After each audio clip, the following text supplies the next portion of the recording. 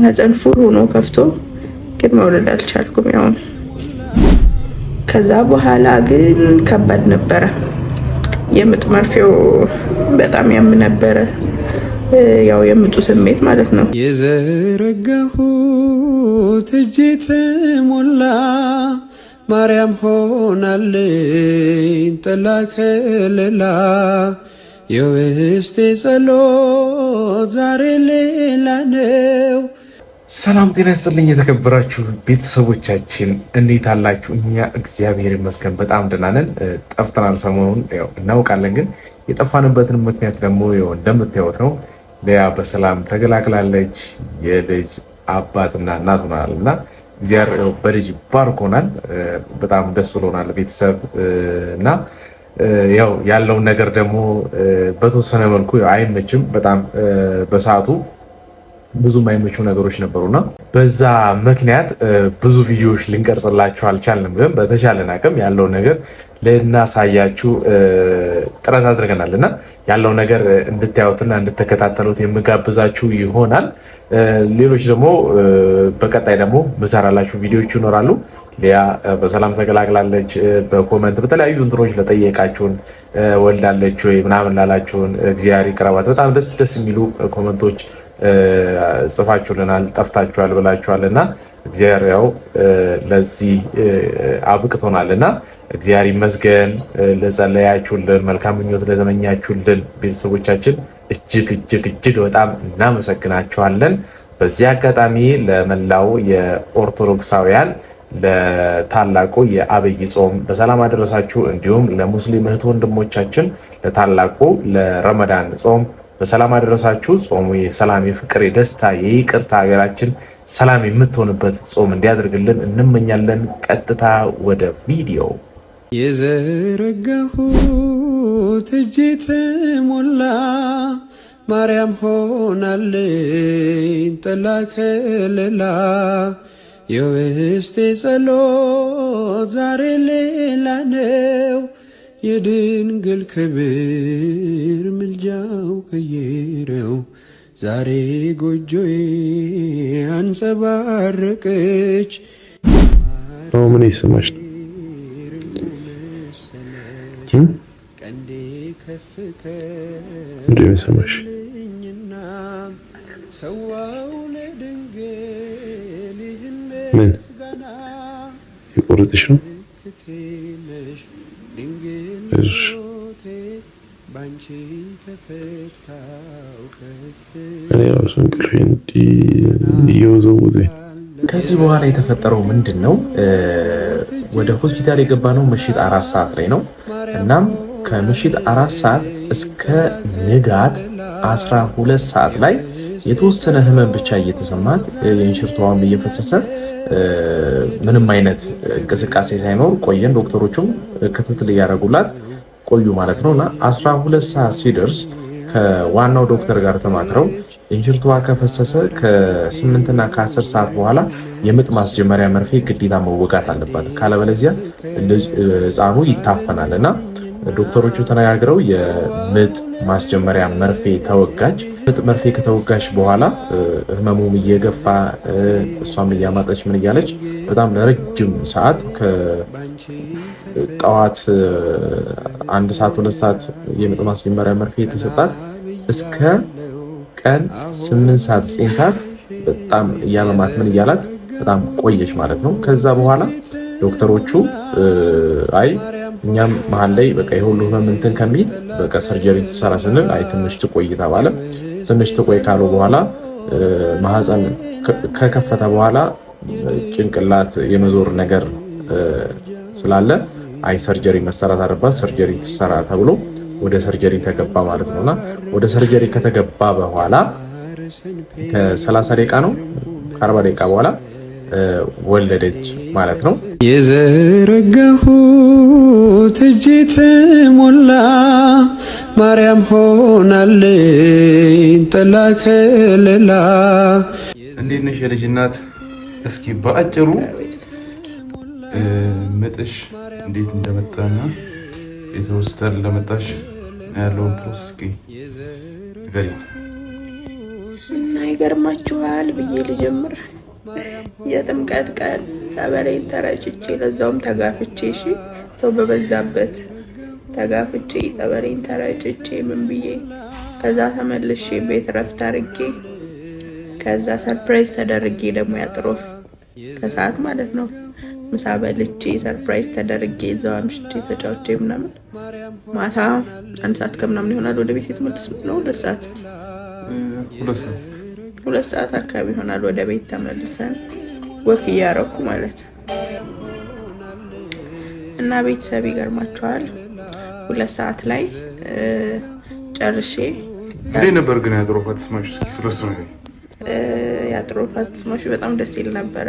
ሰርፕራይዝ አደረጉኝ የሆነ አውቅ ያለሁም ከዛ ደግሞ ላይ ካልሆነ ደግሞ ለምን አሳቃቸዋለሁ ብዬ እንደ ትላንትና ደግሞ እንደዋዜማው የውሸት ምጥመታም ወይ ነበርና በቃ ሰርፕራይዛቸውን አበላሸውባቸው ብዬ እያሰብኩ ነበር። ከዛ በኋላ የውሸት ምጥ ነውና ትንሽ ቆይቶ ተወኝ። ከዛ በቃ እነሱም ሰርፕራይዝ አደረጉኝ። እኔም ሆንኩላቸው አላሳፈርኳቸው ማለት በሰርፕራይዝ አልመችም። የሆነች ነገር ታጠራጥረኛለች ቶሎ ለዛ ነውና ከዛ እንደዛ ብለን አምሽተን ተጫውተን ምናምን ማታ ዳገት ነው ወክ እያረኩ ወደ ቤት ተመልሼ ገብቼ ምናምን ቁጭ ብዬ ስልክ እየነካካን ትንሽ አመሸና 4 ሰዓት አካባቢ ቆይቷል። የሆነ ሽንቴን መጣኛ አይነት ስሜት እየተሰማኝ ነበረ። ከዛ አሁን ነሳ ትንሽ ልቆይ ምናምን እያልኩ ሶፋ ላይ ተኝቼ ነበርና መጨረሻ ላይ ሽንቴን ልሸና ብድግ ስል የሽርቷ ቀድሞ ፍስስ። ከዛ ሩጠን ሆስፒታል መጣን። ከዛ በኋላ እስከ ጧት ድረስ የሽርቷ ከፈሰሰ ደግሞ መንቀሳቀስ አይቻልም ብለው ተኛሉኝ። ተኛው እስከ ጧት ድረስ ቢጠበቅ ምንም አይነት የምት ስሜት የለም።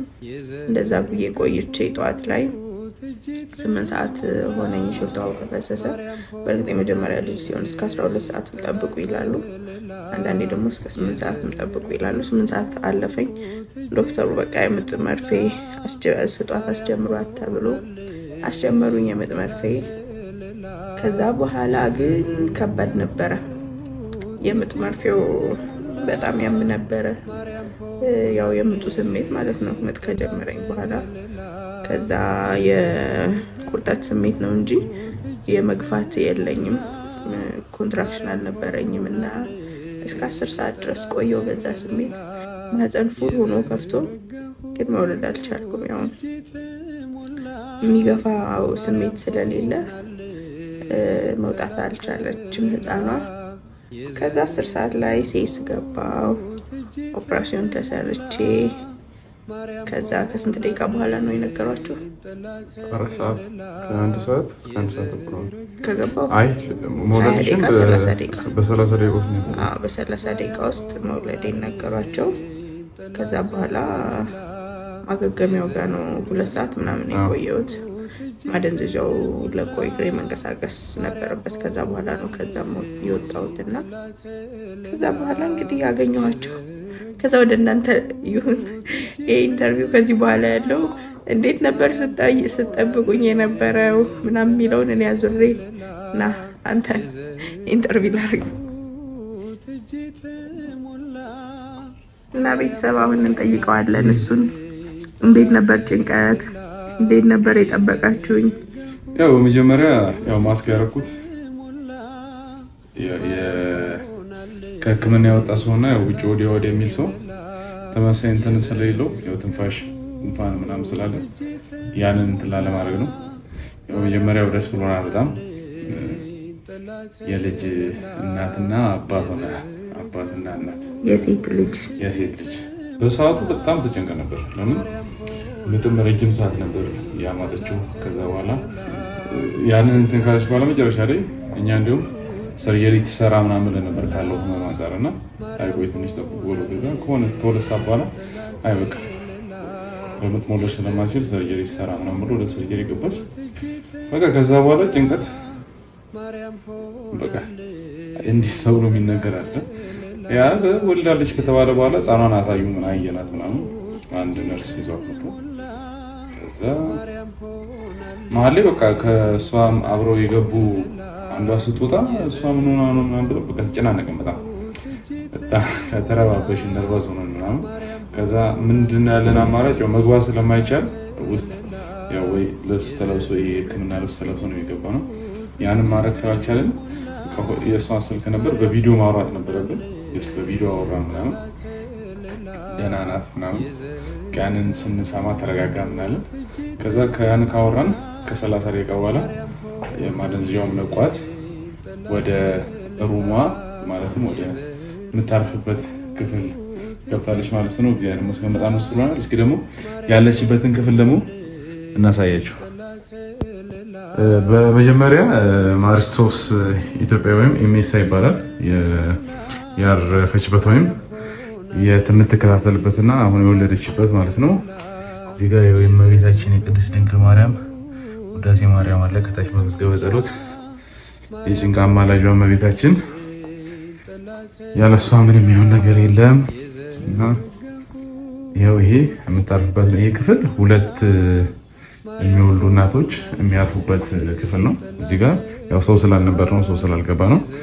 ሊዲያ እዛ ጋር ነው ያረፈችው እና እዚህ ጋር አሳሚ የሚያርፍበት እሷም እንደዚህ አየር የምትቀይርበት ነው። እንደምታዩት ክፍሉ እጅግ በጣም ደስ የሚል የሆነ የቤት ስሜት ያለበት ነው። በቃ እቤት ያለን ነው እየመሰለን ያለውና ይሄ ደግሞ አንድ ትልቁ ነገር ነው። ለምን ከአይምሮ ጋር የሚያያዝ መጨናነቅ ምናምን ዲፕሬሽን ምናምን ስለሚኖር ትንሽ ሆስፒታል ሲባል ደግሞ አይምሮአችን ውስጥ የሚፈጠርብን ነገር ስላለ ከዛ አንፃር ደስ የሚል ኢንቫይሮንመንት ነው ያለው። ዋጋቸውም እጅግ በጣም ተመጣጣኝ ነው። አሁን ይሄን ስታዩት በጣም አሁን ብዙ ሰዎች በጣም ሌክዠሪ ምናምን ዘመናዊ ምናምን ይሄ ሆቴል ነው እንዴ ምናምን ይላሉና እንደምታስቡት አይደለም። አንዳንዱ የግል ሆስፒታሎች ላይ የምንሰማቸው ዋጋዎች ከዛ ጋር እንትን የሚላረም በቃ የማህበረሰቡን አቅም ያገናዘበ እንትን ነው።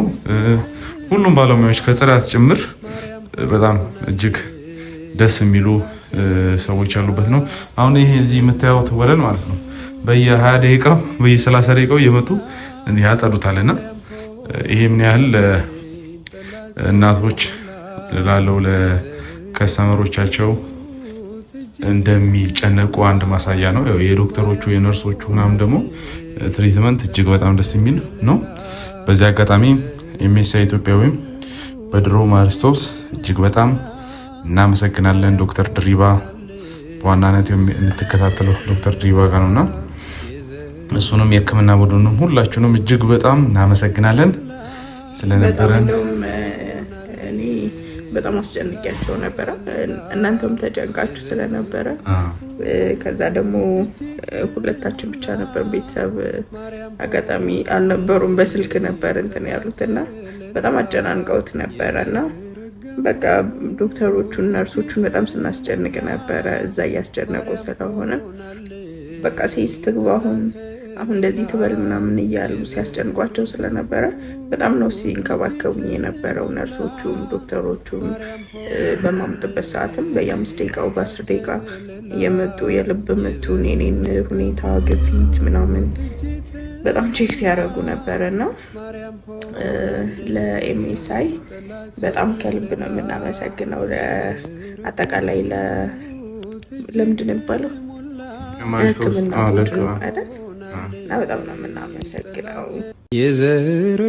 የዘረጋሁት እጄ ተሞላ ማርያም ሆናልኝ ጥላ ከለላ የውስጤ ጸሎት ዛሬ ሌላ ነው የድንግል ክብር ምልጃው ቀየረው ዛሬ ጎጆዬ አንጸባረቀች። እንኳን ደህና መጣሽ። ደስ አለሽ? ቤትሽ ናፍቆሽ ነበር? ያንም ቤት እንደሆነ ደስ የሚል ቤት ያም ያምራል፣ ደስ ይላል። የምርግን ከቤት የወጣ ስሜት አይሰማም። ቤት እንዳለህ ነው የሚሰማው። እና እንኳን ደህና መጣሽ። እንኳን ደህና ቆያችሁ። ልጃችንም እንኳን ደህና መጣሽ የኛ ቆንጆ ልጅ።